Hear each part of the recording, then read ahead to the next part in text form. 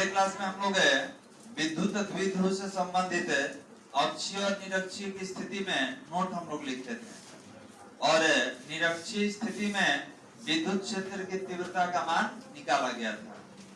आज हमको विद्युत द्विध्रुव के कारण किसी भी बिंदु पर तीव्रता निकालने के लिए सीखना है। तो ध्यान देंगे, आज हम लोग कहाँ निकालने वाले हैं समझिए। पहले हमारे सामने कोई डाइपोल है, तो डाइपोल में दो आवेश होता है, एक माइनस एक प्लस। ये मध्य बिंदु हो गया, ये दूरी L है, ये दूरी L है। टोटल दूरी 12 होता है, जिसको लेंथ ऑफ डाइपोल कहा जाता है, जिसको द्विध्रुव अक्ष का लंबाई भी कहते हैं। तो देखिए, दो स्थिति में आप पढ़ चुके हैं। विद्युत क्षेत्र की तीव्रता का व्यंजक हम निकाल चुके हैं दो स्थिति में। कहाँ कहाँ थोड़ा ध्यान देंगे। आप एक अक्षीय स्थिति में निकाले हैं। अक्षीय स्थिति मतलब इस रेखा पर कहीं पर, ठीक है। तो अक्षीय स्थिति पर तो ये आप बोलेंगे सर ये एक अक्ष जैसा दिख रहा है। और एक निरक्षीय, तो निरक्षीय जो होता है वो द्विध्रुव के मध्य बिंदु से होकर गुजरता है। तो यहाँ पे भी तीव्रता आपको सिखा दिया गया है। यहाँ पर तीव्रता कितना निकाले थे, 1/4 पाई एप्सिलॉन नॉट और 2p/r³, यहाँ पे निकाला गया था। और निरक्षीय स्थिति पर तीव्रता निकाला गया था 1/4 पाई एप्सिलॉन नॉट और p/r³। अब आपको दिख रहा होगा अक्षीय और निरक्षीय में कि अक्षीय स्थिति पर जो तीव्रता होता है निरक्षीय का दोगुना होता है। ये लिखवाया भी था हमने। तो आज हम लोग कहाँ निकालेंगे, तो आज हम लोग कहीं भी, मतलब अक्षीय और निरक्षीय नहीं होना चाहिए। आज हम तीव्रता यहाँ निकाल देंगे, यहाँ निकाल देंगे, किसी भी बिंदु पर आप तीव्रता निकाल सकते हैं। क्लियर है बात, कहीं भी। तो अब आप कैसे मापिएगा कि सर थीटा कोण से, ये बताइए मेरा थीटा इतना है तब तीव्रता कितना होगा। डाइपोल को इतना एंगल से घुमा दिए हैं तब बताइए तीव्रता, क्योंकि आप कहीं भी निकालने वाले हैं। तो कहीं में ध्यान दीजिएगा कि ना x पे होना चाहिए ना y पे, और कहीं होना चाहिए। ठीक है, तो याद रखेंगे कोई भी जगह हो सकता है, पहला दूसरा तीसरा। और यहाँ पर आप जो लीजिएगा मेजरमेंट में क्या लीजिएगा, कोण। हम 30 डिग्री से घुमाए हैं डाइपोल को, तीव्रता बताइए। हम 45 डिग्री से डाइपोल को घुमाए हैं, तीव्रता बताइए। तो उसी के लिए आज हम लोग को सूत्र निकालना है। तो हेडिंग दिया जाए, हेडिंग देंगे विद्युत, हेडिंग दिया जाए विद्युत द्विध्रुव के कारण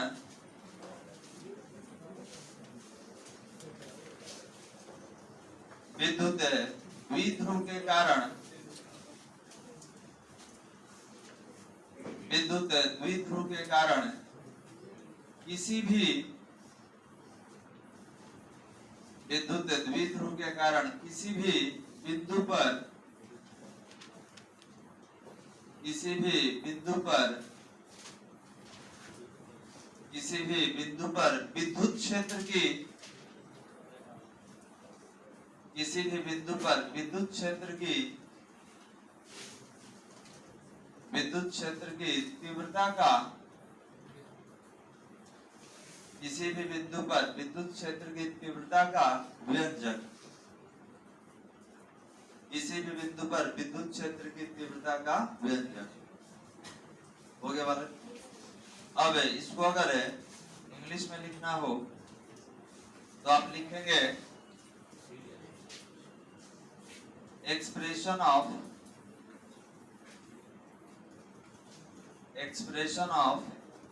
electric field intensity, expression of electric field intensity due to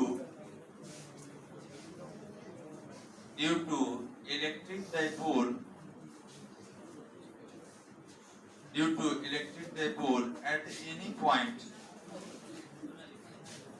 at any point, कहीं भी हम निकाल सकते हैं तीव्रता।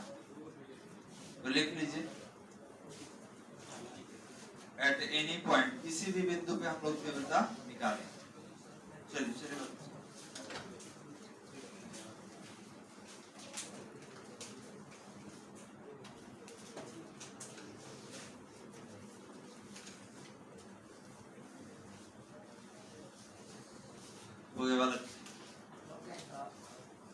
Expression of electric field intensity दो बार फील्ड है, expression of electric field intensity दो बार है, तो एक बार आता है expression of electric field intensity due to electric dipole at any point. हो गया बालक। अब डायग्राम थोड़ा सा देखना होगा और उसके बाद हम लोग लिखेंगे। तो जब हम डायग्राम बनाएंगे तो साथ साथ डायग्राम मत बनाइएगा, केवल आपको देखना होगा और तब डायग्राम के बारे में हम लोग कुछ लिखेंगे, तब डायग्राम बताया जाए। चलिए तो डायग्राम देखिए बालक, डायग्राम पे आते हैं। मेन यही समझना है। सबसे पहले कोई डाइपोल लिया जाए, डाइपोल ले लिए, विद्युत द्विध्रुव ले लिए। अब आप बोले कहीं भी निकालने के लिए, तो कहीं भी हम इस पॉइंट पर ले लिए, इस जगह पर निकालेंगे। और ये मेरा मूल बिंदु है, तो ये डिस्टेंस कितना होगा, L होगा। इधर वाला डिस्टेंस भी L, टोटल कितना होगा 2L। अब ये माइनस Q आवेश है, ध्यान देंगे, इधर वाला माइनस Q आवेश है, ये प्लस Q आवेश है। और हमको यहाँ से R दूरी पर तीव्रता निकालना है। जैसे मान लिया गया ये जो दूरी है R दूरी है और इसी पॉइंट पर हमको तीव्रता निकालना है। और ये कितना कोण से हम घुमा दिए हैं इसको, थीटा कोण से। आपको पहले भी हमने बताया है कि पहले हम लोग अक्षीय पे और निरक्षीय पे निकाल रहे थे। आज हम लोग डाइपोल से थीटा कोण पर निकालने वाले हैं। मतलब ये डाइपोल ऐसे रोटेट कर चुका है, डाइपोल रोटेट कर चुका है। आपको इस जगह पे यहाँ नाम दे देते हैं, इसका नाम देंगे बिंदु M। इसी जगह पर आपको तीव्रता निकालना है। क्लियर है बालक? तो अब बताइए डाइपोल का डायरेक्शन कहाँ होता है, माइनस से प्लस की ओर, और आप इसको थीटा कोण से घुमा दिए। तो जब थीटा कोण से घुमा दीजिएगा, इसका दो घटक हो जाएगा, एक होगा x घटक, एक होगा y घटक। जैसे आपसे पूछा गया कि डाइपोल का डायरेक्शन बताइए, तो डाइपोल का डायरेक्शन यही होता है, ध्यान देंगे। डाइपोल का डायरेक्शन माइनस से कहाँ होता है, प्लस की ओर। तो हमने बोला कि इसी P को घुमा दिया गया है, कितना कोण से, थीटा कोण से।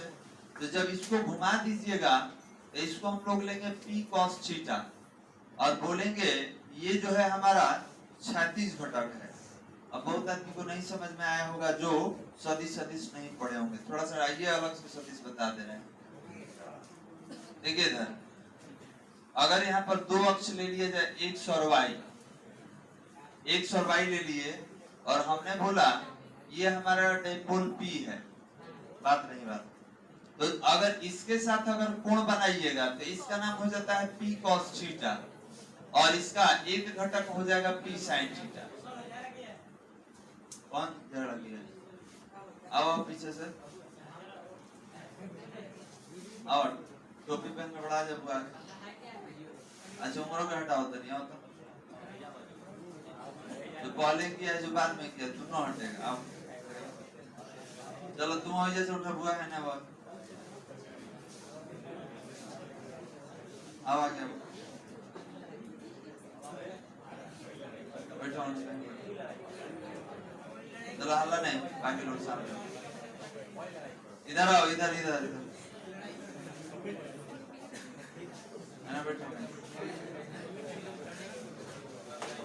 बात नहीं। दवातना शरीर से गामा पहलवान पड़ा दोनों जना के हुए हाल बात बढ़ जाता होगा, देखा है ना, देह में जान नहीं है।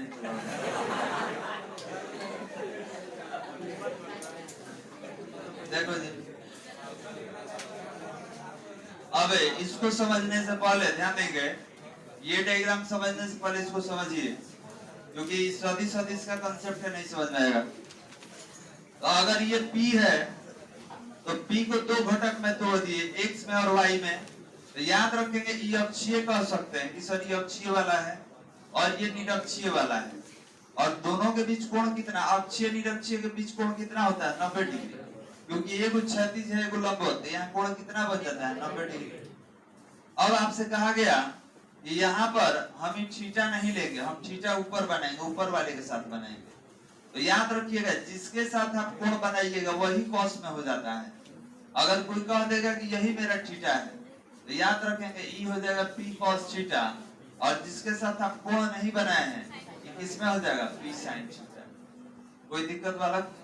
अब देखिए ये तो सीधा है, इसको थोड़ा घुमाते हैं, रोटेट करते हैं इसी के तरीके से। घूम गया बालक। अब देखिए आप देखेंगे कि सर पी वाला कब खींचे हुए हैं और ये थीटा दे दिए, तो बताइए ये अगर तोड़ा जाए रोड के ऊपर है चल, अगर तोड़ा जाए तो ई घटक जो होगा ई कॉस में टूटेगा, ये हो जाएगा पी कॉस थीटा, और इसका लंबवत घटक ध्यान देंगे ये नीचे होगा, ये होगा पी साइन थीटा। अब यहाँ पर अगर इस डायग्राम में बात किया जाए तो आप बोलेंगे कि सर ये वाला जो घटक होगा इसका नाम पी कॉस थीटा दे दिया जाए, जो यहाँ रखे हुए थे इसका नाम हो जाएगा पी कॉस थीटा, ये हो जाएगा पी कॉस थीटा। क्लियर है बालक? अब एक इस पर लंबवत होना चाहिए, तो लंबवत हम यहाँ भी खींच सकते हैं, देखिए इधर लंबवत यहाँ भी खींच सकते हैं, लंबवत पीछे भी खींच सकते हैं, दोनों तरफ, क्योंकि इधर भी 90 बनता है इधर भी 90 बनता है। ध्यान दीजिएगा कैसे आप लंबवत उसमें दिख रहा है बालक, तो आप लंबवत यहाँ भी खींच सकते हैं, आप लंबवत पीछे भी खींच सकते हैं। तो हमने बोला कि लंबवत यहाँ हम खींच देंगे, कोई दिक्कत नहीं है, लेकिन हमको ये लंबवत कहाँ लेना है, तो हमको एम बिंदु पर चाहिए, क्योंकि तीव्रता कहाँ निकालना है एम पर। आप यहाँ पर लंबवत खींच सकते हैं, कोई दिक्कत नहीं, इसका नाम क्या दे सकते हैं पी साइन थीटा। क्लियर है? लेकिन ये लंबवत यहाँ नहीं चाहिए, कहाँ चाहिए एम बिंदु पर चाहिए। तो अगर यही लंबवत यहाँ नहीं दिखाना हो, हमको इस पॉइंट पर दिखाना हो, तो देखिए लंबवत हो गया बालक, ठीक है, ये क्या है, तो आप बोलेंगे कि सर ये हो जाएगा पी साइन थीटा। शर्त क्या है कि दोनों के बीच 90 डिग्री होना चाहिए, तो देखिए कॉस और साइन के बीच यहाँ 90 है। क्लियर है बालक? तो हम एक घटक 36 लिए हैं, एक घटक लंबवत। अब बताइए पी कॉस थीटा है पी साइन थीटा है, तो ये जो डायरेक्शन है 36 है और इस पर लंबवत कितना है पी साइन थीटा। तो आप बोलेंगे कि सर इसका नाम दे दिया जाए, बात नहीं, इसका नाम दे दिया जाए ई अक्षीय। अक्षीय क्यों कह रहे हैं, तो ये 36 के लिए है, और इसका नाम क्या दे दिया जाए ई निरक्षीय। ये जो होगा इसका नाम होगा ई निरक्षीय। तो अब एक चीज और बताएंगे, एक बिंदु पर दो को तीव्रता होता है बालक? नहीं। आपसे पूछा जाएगा कि एक तीव्रता आप अक्षीय में बता दिए, एक निरक्षीय में बता दिए, तो परिणामी तीव्रता किधर होगा? तो अभी आप डायग्राम से यही सीख रहे थे। ध्यान देंगे कि अगर आपका एक घटक x है, एक घटक y है, ये घटक x हुआ ये y, तो परिणामी कौन बताएगा? ये बीच वाला बताता है, ठीक है, परिणामी ये बीच वाला बताएगा बालक। उसमें देख सकते हैं डायग्राम में, ये एक है पी कॉस थीटा, एक है पी साइन थीटा, परिणामी कौन बताएगा? बीच वाला, ये तल में होता है। तो आप बोलेंगे ये परिणामी जो तीव्रता होगा ये यहाँ पर हमको मिलेगा, परिणामी तीव्रता यहाँ पर मिलता है। तो इसको लिखेंगे कैसे, तो लिखेंगे ई और परिणामी रिजल्टेंट, ई परिणामी हो गया बात। ये सारा जितना बता रहे हैं सब सदिश का कॉन्सेप्ट है, सारा 11th में हम लोग को पढ़ना था, बताया भी गया था आपको। ये एक बिंदु पर दो डायरेक्शन नहीं होता है, फिर से एक बार बता दे रहे हैं कि अगर आपके सामने दो अक्ष लिया जाए एक्स और वाई, और कहा जाए ये आपका पी है, इसका दो घटक बताइए, तो एक घटक होगा ये वाला, ये हो जाएगा पी कॉस थीटा, और एक घटक होगा वाई वाला, ये हो जाएगा पी साइन थीटा, और जिसके साथ कोण बनेगा वो कॉस में। अब हम बोल दिए कि हम नीचे नहीं, हम डाइपोल को कहाँ घुमाए हैं? ऊपर घुमाए हैं। तो थीटा अगर इसके साथ बना तो इसका नाम क्या दीजिएगा? पी कॉस थीटा, और ये क्या हो जाएगा p sin थीटा। अब बताइए p sin theta p cos theta का रिजल्ट कौन है, p है। और ये रिजल्ट निकालने का तरीका होता है, देखिए इधर ये होता है आपका p का x घटक का स्क्वायर प्लस p का y घटक का स्क्वायर। तब p बराबर ये भी हम लोग यूज करेंगे, x घटक कितना है उधर वाला लीजिए, तो आप बोलेंगे कि सर x घटक है p sin थीटा, इसका स्क्वायर कर लिए, और y घटक कितना है p cos थीटा, इसका स्क्वायर कर लिए, कोई दिक्कत। तो अब तीव्रता कौन बताएगा इन दोनों का, ये p बताएगा। तो डायरेक्शन एक बिंदु पर दो को डायरेक्शन नहीं होता है, एक बिंदु पर एक डायरेक्शन होता है। तो अगर आप दो को घटक ले लिए अलग अलग, लेकिन तीव्रता पूछा जाएगा तो तीव्रता कौन बताएगा, ये p ही बताएगा। अब पीछे वाले डायग्राम में आइए, यहाँ पर दो को तीव्रता आप बताए हैं, एगो अक्षीय का एगो निरक्षीय का, तो इन दोनों का परिणामी कौन बताएगा, ये बीच वाला। तो यही आपका कंप्लीट डायग्राम है। चलिए, तो इसको बनाने से पहले इसके बारे में कुछ लिखना होगा, और डाइपोल का नाम भी ले लेंगे। डाइपोल का नाम कितना ले लिया जाए, तो हम लोग लिए थे पीछे भी ए बी नाम लिए थे सर, तो ये ए है और ये बी है। लैंग्वेज लिखा जाए, लैंग्वेज लिखेंगे, माना कि ए बी एक विद्युत द्विध्रुव है, माना कि ए बी एक विद्युत द्विध्रुव है, माना कि ए बी एक विद्युत द्विध्रुव है, जिसके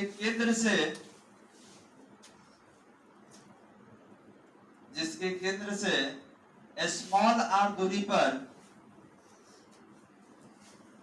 जिसके केंद्र से स्मॉल आर दूरी पर,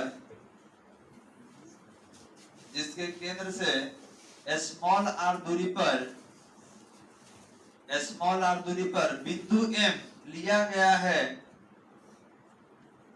स्मॉल आर दूरी पर बिंदु M लिया गया है, जहां विद्युत क्षेत्र की तीव्रता का व्यंजक, जहां विद्युत क्षेत्र की तीव्रता का व्यंजक प्राप्त करना है, जहां विद्युत क्षेत्र की तीव्रता का व्यंजक प्राप्त करना है,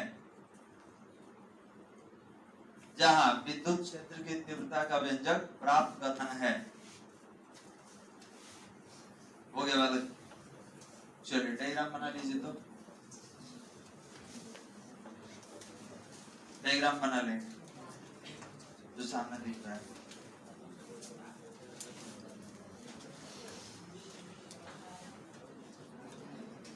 बनाइए,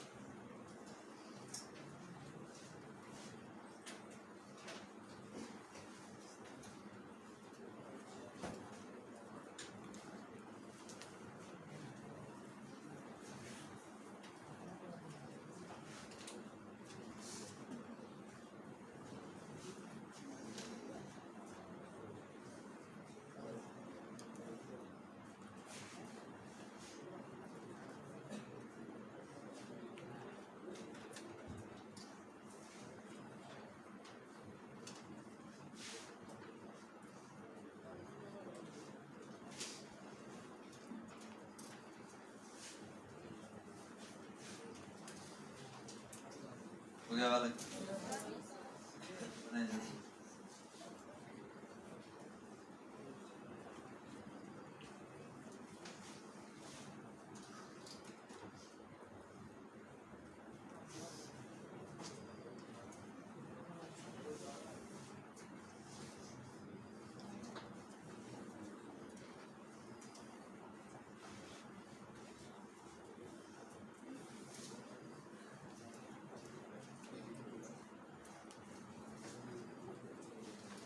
चलिए बन गया वाला।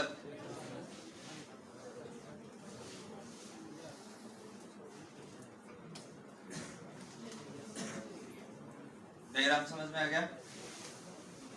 देखिए यस बोला है लेकिन हम बोला है कि नहीं समझ में आया। समझ में आ गया वाला? हाँ तू तो हमेशा हर चीज में 2 बार जब तक ना बता देता मुझे उन्हें फिर जब बता दी तो दोबारा ध्यान से। चलिए बता रहे हैं फिर पूछेंगे, एक बार समझ लीजिए, इसके बाद आप ही को समझाना है तो ध्यान से समझिएगा वाला इस डायग्राम को। इसमें सदिश का ज्यादा कंसेप्ट यूज हुआ है। देखिए इसमें बताया ये क्या है कि कोई डाइपोल है, डाइपोल मतलब जिस पर 2 आवेश हो, ऐसा निकाय, तो एक माइनस से प्लस है और इसके कारण कहीं भी तीव्रता आपको निकालना है। तो सवाल ये है कि सर कहीं में 2 जगह तो पढ़ लिए, एक अक्षीय एक निरक्षीय हम लोग पढ़ चुके हैं, तो इसीलिए देखिए यहाँ पर लिया गया है क्योंकि ना अक्षीय में निकालना है ना निरक्षीय में। तो अब इस जगह को डिसाइड कैसे करेंगे, तो इसके केंद्र से एक लाइन खींच दिए और बोले कि इसी जगह पर तीव्रता हम निकालें, और केंद्र से कितना दूरी पर है, r दूरी पर। तो बताइए पहले डाइपोल आप यहाँ निकालते थे और आप घुमा दिए ऊपर, तो कितना कोण से ऊपर ले जा रहे हैं, थीटा कोण से, क्योंकि क्वेश्चन में दिया जाएगा कि कोई डाइपोल 30 डिग्री पर है, 40 डिग्री पर है।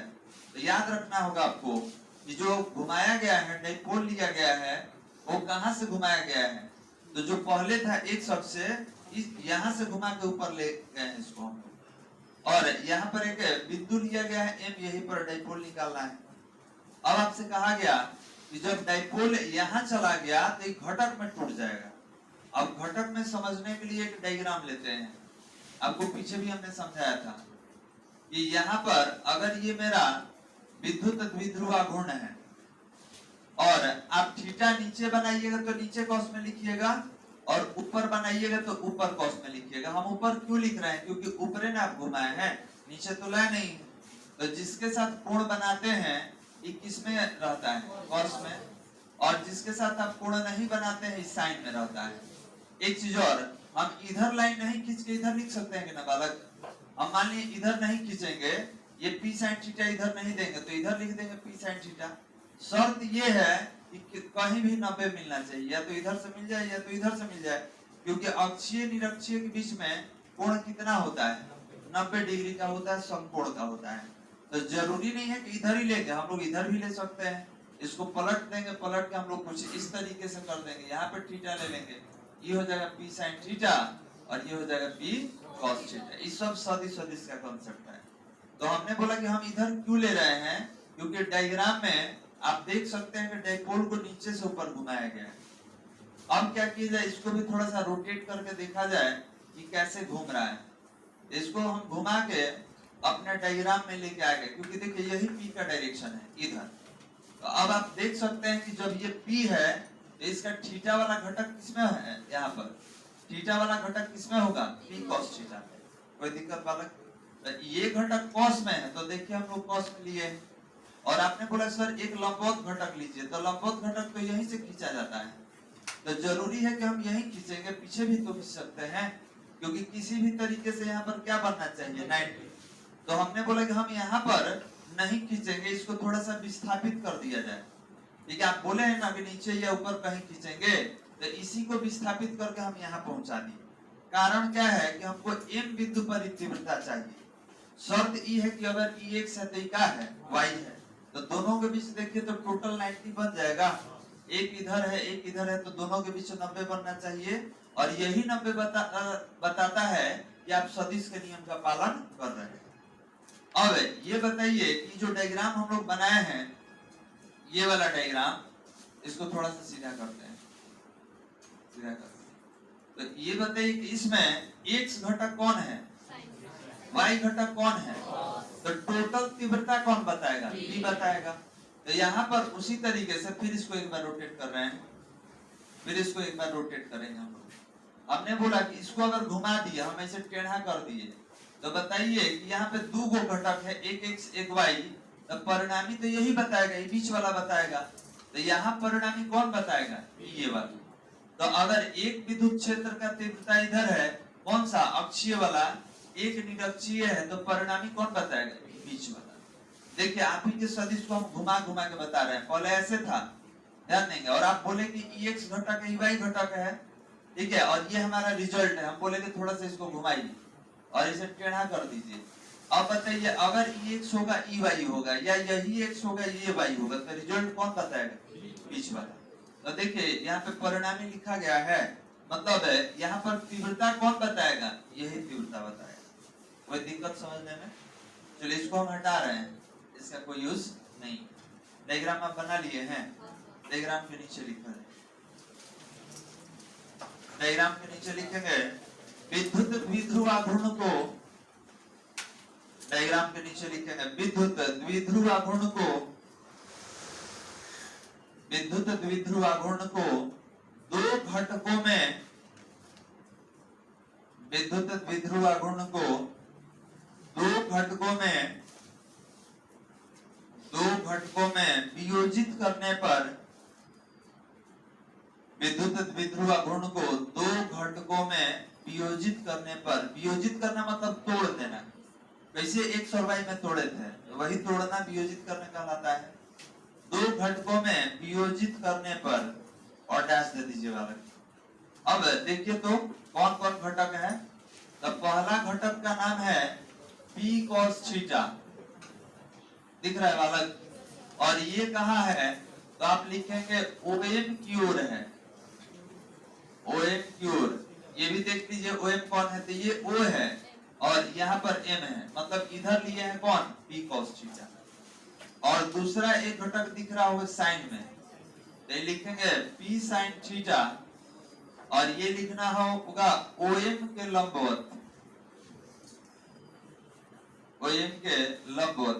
तो अब देखिए लंबवत है कि नहीं, ई लाइन OM वाला है और इसी पर ही क्या है, लंबवत। इन दोनों को लिखिए 1 और 2 में घटक।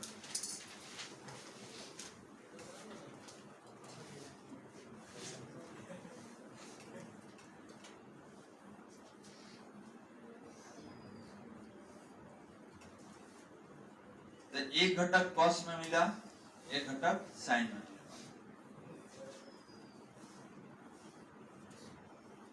और ये क्यों मिल रहा है, क्योंकि आप थीटा कोण से घुमा दिए हैं, अगर नहीं घुमाते तो कोण टूटेगा ही नहीं। जैसे अक्षीय निरक्षीय में कोई कोण ही नहीं आया था वहां पे, ठीक है, क्योंकि वहां पर हम लोग घुमाए नहीं थे। यहाँ पे कोई तल में निकाल रहे हैं ना, x अक्ष पर ना y अक्ष पर, आप तल में निकाल रहे हैं। चलिए हो गया बालक, दोनों लिख लिए। पैराग्राफ चेंज करके लिखा जाए p cos थीटा के सापेक्ष, पैराग्राफ चेंज करके लिखेंगे p cos थीटा के सापेक्ष, p cos थीटा के सापेक्ष बिंदु m पर, p cos थीटा के सापेक्ष बिंदु m पर, बिंदु m पर या अक्षीय रेखा पर, बिंदु m पर या अक्षीय रेखा पर, बिंदु m पर या अक्षीय रेखा पर विद्युत क्षेत्र की तीव्रता, अक्षीय रेखा पर विद्युत क्षेत्र की तीव्रता, अक्षीय रेखा पर विद्युत क्षेत्र की तीव्रता। अब बताइए अक्षीय रेखा पर विद्युत क्षेत्र की तीव्रता का सूत्र क्या होता है, 1/4πε0 2p अपन r क्यू। यहाँ p है कि p cos थीटा है, यहाँ हो जाएगा 2p cos theta upon r Q. कोई दिक्कत वाला, ठीक है। यहाँ पर आप बोलेंगे सर p का तो घटक दिख रहा है, कौन, cos थीटा, तो 2p के जगह 2p cos theta upon r Q. अब ये कहाँ आपको लिखना है, तो देख सकते हैं समीकरण 1 बनाना है, लिखना है e अक्षीय 1/4πε0 2p cos theta upon r Q समीकरण नंबर 1 बनाइए। हाँ लिखेंगे नीचे E अक्षीय बराबर कितना 1/4 pi epsilon not 2p cos theta upon r Q समीकरण नंबर 1। ये हम लोग अक्षीय रेखा के लिए निकाल रहे हैं M बिंदु पर।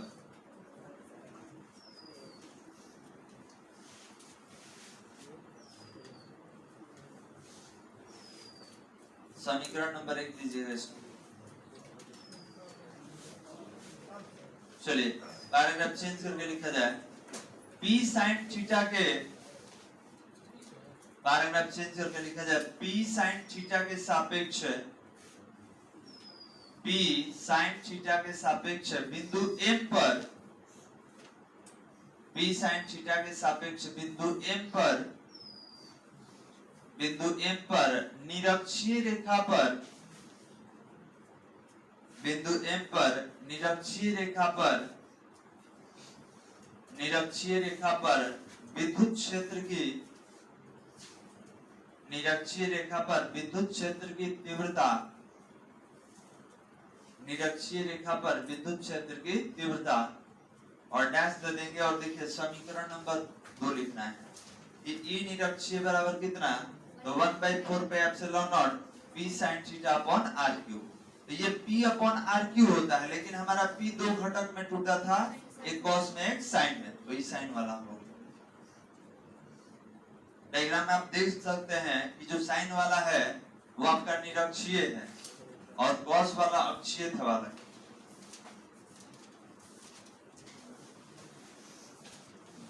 हो गया। चल अब टोटल निकालना है तीव्रता, तो पैराग्राफ चेंज करके लिखेंगे बिंदु M पर, पैराग्राफ चेंज करके लिखा जाए बिंदु M पर, बिंदु M पर परिणामी क्षेत्र की तीव्रता,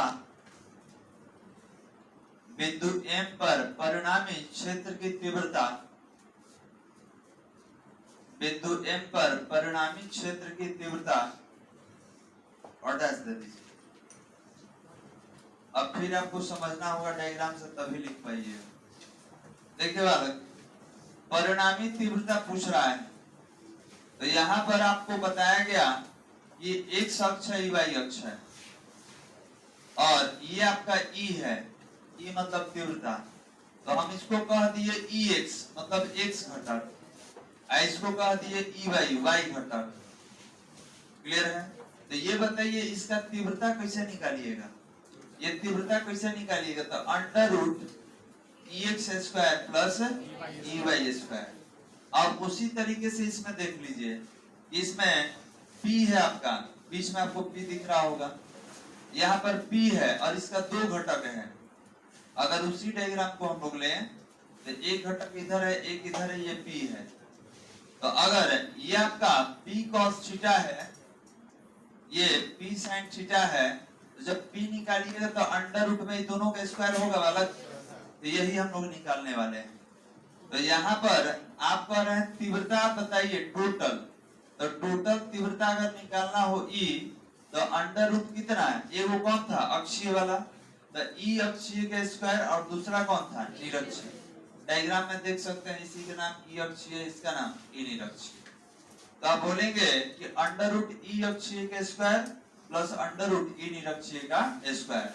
अब देखिए अक्षीय का आप कितना निकाले हैं, यहाँ पे देख लीजिए, तो आप निकाले हैं 1/4 pi epsilon not 2p cos theta upon r Q का होल स्क्वायर, प्लस है निरक्षीय वाला देखिए कितना निकाले हैं 1/4 pi epsilon naught p sin theta upon r Q, तो हो गया 1/4 pi epsilon naught p sin theta upon r Q का होल स्क्वायर। कोई दिक्कत यहाँ तक समझने में? अब देखिए ई जो लिखे हैं दो स्टेप हम डायरेक्ट लिखे हैं, क्योंकि हमको लगा कि मैथ आप लोग का बेहतर है, लेकिन ये लिखने के बाद भी बहुत सारा कंफ्यूजन हो गया, तो इसीलिए इसको दो स्टेप हम आगे बढ़ाएंगे। क्योंकि जब बता रहे थे तब बोला कि हाँ सर ठीक है ठीक है, बाद में दो चार लोग पूछा कि कहाँ से आ गए, तो इससे बेहतर है कि आप तोड़ तोड़ के ही समझिए।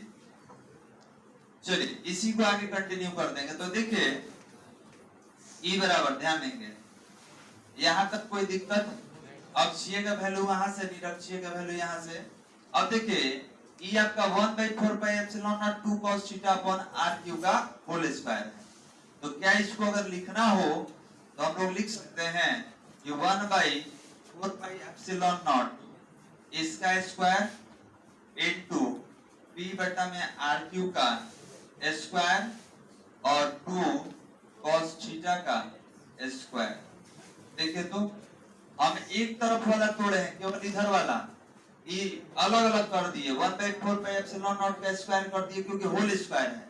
इसके बाद p और r क्यूब इन दोनों को एक साथ रख के स्क्वायर किए क्योंकि बाहर निकालेंगे इसलिए अलग अलग कर रहे हैं, कोई दिक्कत वाला। इसके बाद 2 और cos थीटा ये दोनों एक साथ रख के होल स्क्वायर कर दिए, तो इसी को तोड़ दिया गया है, याद रखेंगे। अब इधर भी काम कीजिए, तो पहले किसका स्क्वायर कीजिएगा, तो 1/4 पाई एप्सिलॉन नॉट इसका होल स्क्वायर कर लिए। अब कौन बचा हुआ है, तो p बटा आर क्यू है, तो p बटा आर क्यू का होल स्क्वायर हो जाएगा। और कौन बचा है जी, तो साइन थीटा, p कहां से, p तो निकाल दिए। अब कौन बचा है, साइन थीटा, तो साइन थीटा का होल स्क्वायर। कोई दिक्कत? अभी दोनों में कॉमन बताइए, दोनों में कॉमन क्या है, 1/4 पाई एप्सिलॉन नॉट का होल स्क्वायर और p अपॉन आर क्यू का होल स्क्वायर कॉमन है, बाहर निकाल लीजिए दोनों में से। कोई दिक्कत बालक? इधर वाला अलग तोड़ दिए, उधर वाला अलग तोड़ दिए। अभी दोनों में कॉमन क्या दिख रहा है, तो दोनों में कॉमन टर्म हमको दिख रहा है ये, इधर भी है और इधर भी, दोनों में कॉमन दिख रहा होगा। जब दोनों में कॉमन है तो दोनों से बाहर निकाल लीजिए, दोनों से बाहर निकाल लेंगे। चलिए देखिए इधर, तो ये हो जाएगा E परिणामी तीव्रता, बाहर निकलेगा तो कितना होगा, 1/4 पाई एप्सिलॉन नॉट इसका whole square into p upon are Q का होल स्क्वायर। यही था ना वाला, अंदर क्या बचेगा, आर क्यू का स्क्वायर। अब बताइए जब ये टोटल बाहर निकल गया तो ये 2 cos वाला बच जाएगा और इधर साइन वाला, तो ये हो जाएगा 2 cos थीटा इसका whole square plus sine theta का होल स्क्वायर, यही बचा है। कोई दिक्कत? अब बताइए कि अगर रूट में स्क्वायर है तो बाहर एक जोड़ा जाता है, एक, अगर ये अंदर स्क्वायर है तो एक बाहर आ जाएगा। 1/4 पाई एप्सिलॉन नॉट ये आ गया और इसको भी बाहर लाइए, p upon are Q under root में ये 2 है cos थीटा, स्क्वायर करके बताइए, तो 4 cos स्क्वायर थीटा। कोई दिक्कत वाला? बगल में साइन स्क्वायर थीटा। अब आपसे कहा गया कि जो साइन दिख रहा है उसको cos में बदल दीजिए, तो E बराबर 1/4 पाई एप्सिलॉन नॉट और p अपॉन आर क्यू। अब बताइए यहाँ पे 4 cos स्क्वायर थीटा है, साइन को cos में चेंज करने का तरीका बताइए। साइन को cos में कैसे चेंज किया जाए, 1 माइनस cos स्क्वायर थीटा। आप पढ़े होंगे साइन स्क्वायर थीटा बराबर 1 माइनस cos स्क्वायर थीटा, तो ये हो जाएगा 1 माइनस cos स्क्वायर थीटा। अब क्या करेंगे बालक, तो यहाँ पर आप घटाएंगे, सब्ट्रैक्शन लेंगे, यहाँ पर सब्ट्रैक्शन लेंगे। ये बताइए 4 cos स्क्वायर थीटा में से वो घटा दिया जाए तो 3 बचेगा, तो यहाँ पर हो जाएगा E बराबर 1/4 pi epsilon naught p upon are Q under root 4 में से घटा दीजिए 3 cos स्क्वायर थीटा प्लस 1। यही आपका सूत्र है, यही परिणामी तीव्रता का सूत्र है। तो पीछे 2 था ना जी समीकरण, ये हो जाएगा 3। कहां से आप लिखेंगे, यहां से आपको लिखना, लिखिए दोबारा।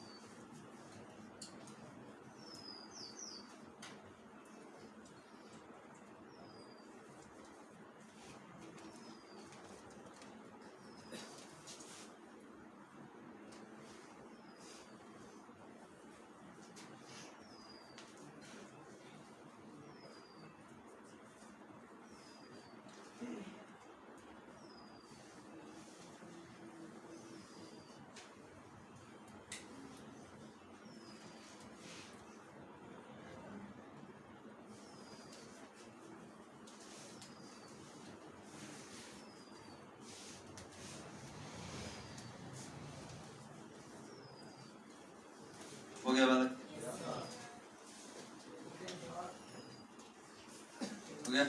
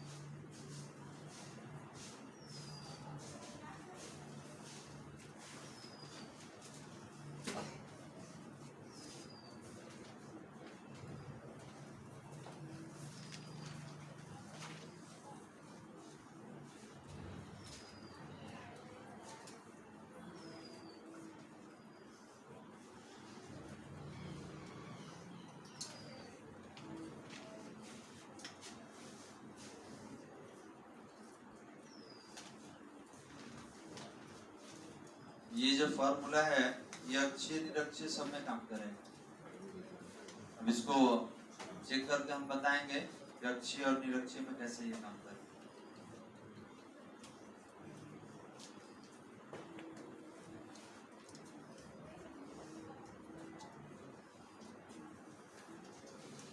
तो जितना हम लोग लॉन्ग क्वेश्चन पढ़ रहे हैं इसका प्रैक्टिस आप आज ही करें। ठीक है, जो क्लास में पढ़ाई हुआ उसी दिन प्रैक्टिस कीजिए, तभी आपको याद रहेगा। और नया कुछ नहीं पढ़ना, इसी को 2 बार रिवाइज करना है आपको।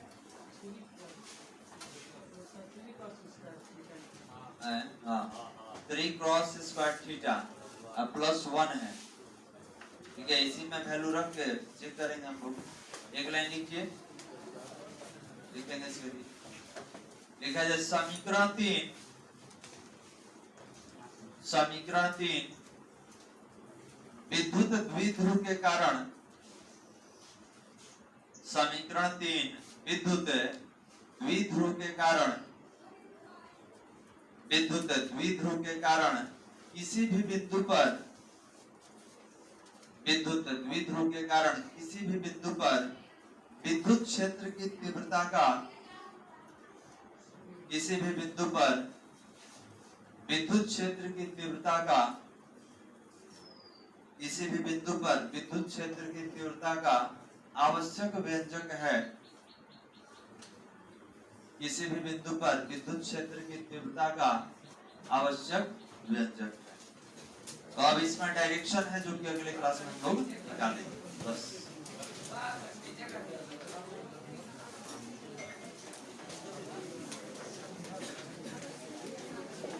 मत